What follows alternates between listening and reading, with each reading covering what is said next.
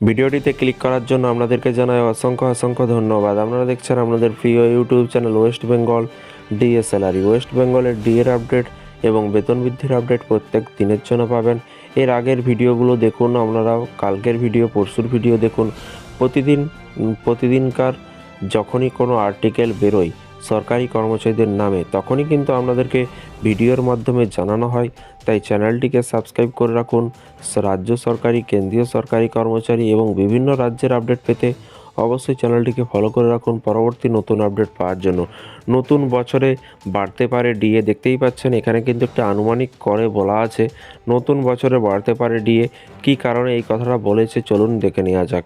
গত বেশ কিছু মাস ধরে একটানা রাজ্য জুড়ে কিন্তু ডিএ নিয়ে বিক্ষোভ চলছে। এই ইস্যুতে দায়ের হয়েছে মামলাও।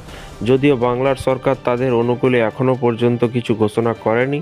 এই পরিস্থিতিতে বাংলার রাজ্য সরকারি কর্মচারীদের জন্য সামনে আসছে বড় খবর। কি আসছে চলুন বিস্তারিত জেনে নেওয়া যাক।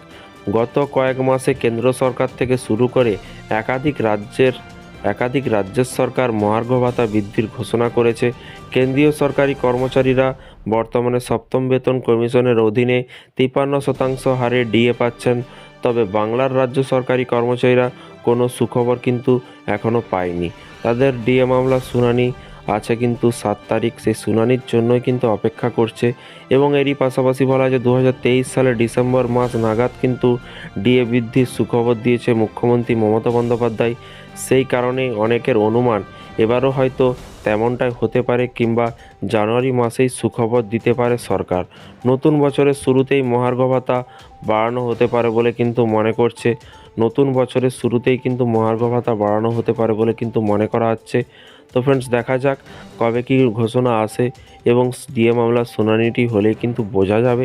এই ছিল আজকে একটি ছোট্ট আপডেট। এই ধরনের প্রতিদিন সরকারি কর্মচারীদের বিভিন্ন রকমের লেটেস্ট আপডেট পেতে অবশ্যই চ্যানেলটিকে সাবস্ক্রাইব করে পাশে থাকা বেল আইকনটিতে প্রেস করে রাখুন পরবর্তী নতুন আপডেট পাওয়ার জন্য। ভালো থাকবেন, সুস্থ থাকবেন এবং নিজের খেয়াল রাখবেন। Thank you.